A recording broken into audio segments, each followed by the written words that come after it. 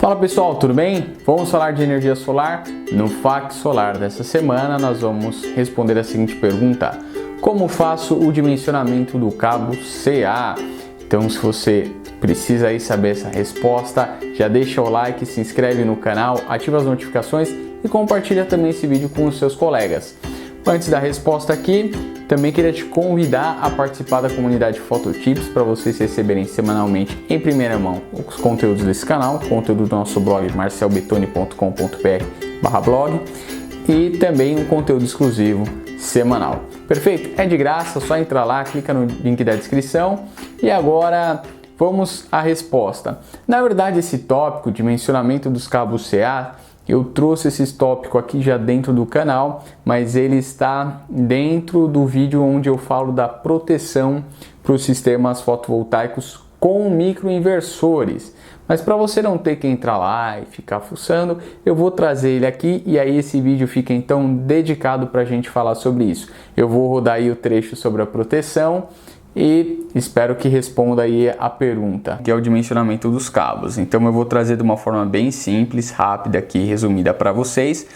Então são três critérios. Então nós temos o critério da seção mínima, conforme NBR 5410, critério da condução de corrente e critério da queda de tensão, tá? O critério da seção mínima, ele é bem simples, tá? Nós temos aí que circuitos de força devem possuir seção mínima de 2,5 mm². Dificilmente isso vai servir para nós aí como critério, tá? O nosso sempre vai ficar acima disso, né, praticamente. Bom, então vamos lá. Então vamos para o segundo critério, que é a condução de corrente. Então aqui eu trouxe dessa forma aqui os cálculos, tá? Você pode encontrar em outras literaturas com outras siglas, não tem problema nenhum. Mas basicamente nós temos uma corrente de projeto. Na verdade aqui a corrente de projeto, né, que vai ser a correção da corrente nominal do seu circuito pelo fator de temperatura e fator de agrupamento. Então vamos ver o que são esses fatores de temperatura, né? Então, fator de temperatura, você tem ali a tabela 40 da NBR 5410, né? E aí você vai ter, dependendo da temperatura, você tem que corrigir o seu fator aí de temperatura. Então, por exemplo, se eu estiver fazendo uma instalação em um lugar que a temperatura ambiente vai ser 10 graus, o meu fator de temperatura é 1,22, né? Geralmente aqui a gente vai usar ou 35, que é 0,94, ou 40 graus, 0,87, tá? São principalmente esses.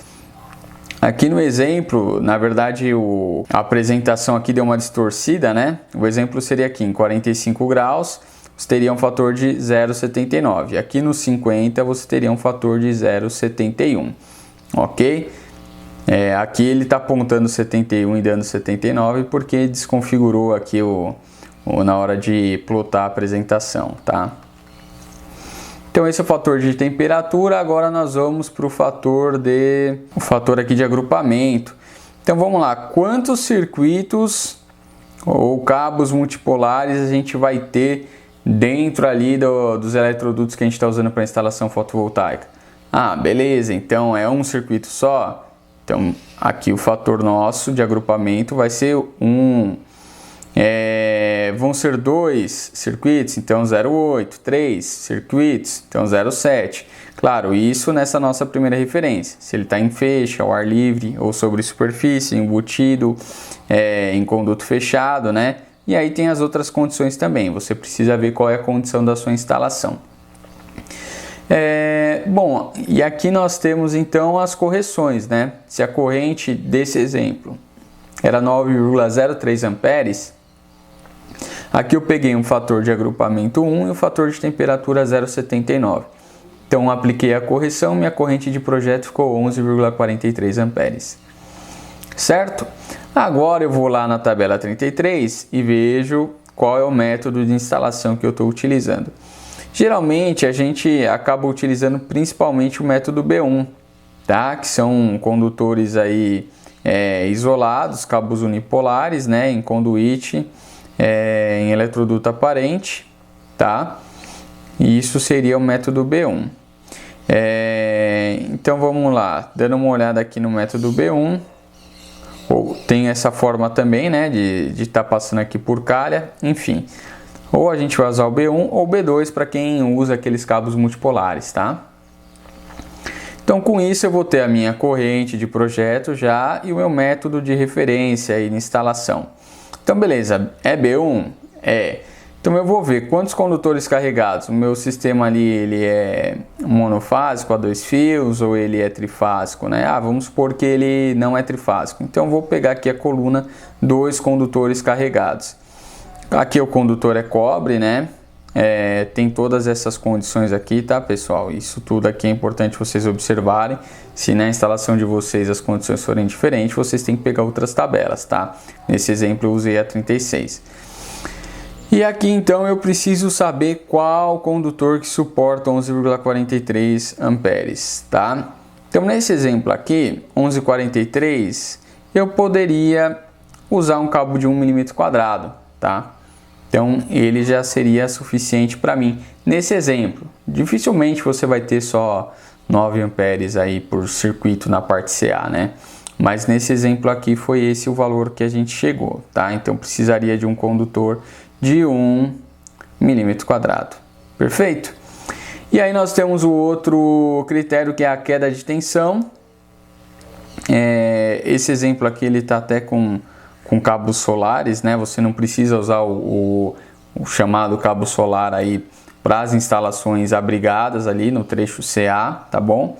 Mas aqui nesse exemplo tá o cabo solar. Então como seria o cálculo da queda de tensão? Você tem uma corrente, né? Você tem ali a tensão do circuito. Como eu disse, né, aqui está como se fosse um circuito CC. Para o circuito CA pode considerar da mesma forma, tá? Comprimento do circuito 20 metros, a resistência do cabo, né, ohms por quilômetro. Então a nossa conta vai ser 2 vezes os amperes, vezes o comprimento do circuito, vezes a resistência aí, né, do cabo. Então nesse exemplo aqui a corrente é 9,03, comprimento do circuito 20 metros, eu converti aqui para quilômetros, deu 0,02 quilômetros, porque a minha resistência está em ohms por quilômetro. E isso tudo me deu uma queda de tensão de 1,83 volts, né? E aqui nós temos então uma queda de tensão percentual, né, de 1,83 para 231,6 volts, 0,79% de queda de tensão, que segundo o critério é permitido até 5%. Para trecho CA é 3%, mas assim, a minha recomendação é sempre realmente pensar em trabalhar abaixo de 3%, independente do trecho CC ou CA. E aí, esse trecho respondeu a dúvida de vocês? Vocês já sabiam fazer esse dimensionamento? Vocês conheciam o NBR 5410? É de extrema importância você conhecer essas normas e também conhecer a norma para arranjos fotovoltaicos. Aliás, se você quer que eu traga aqui no canal alguns conteúdos sobre a norma que fala sobre os arranjos fotovoltaicos, né? A NBR 16690, já deixa aí nos comentários, vai falando quais são as dúvidas de vocês e a gente vai trazendo aqui ou na forma do fax solar ou de repente no outro formato de vídeo que a gente traz toda semana. Obrigado por assistir até aqui, confere se já deu like, confere se já está inscrito, se já ativou as notificações e muito obrigado, até a próxima!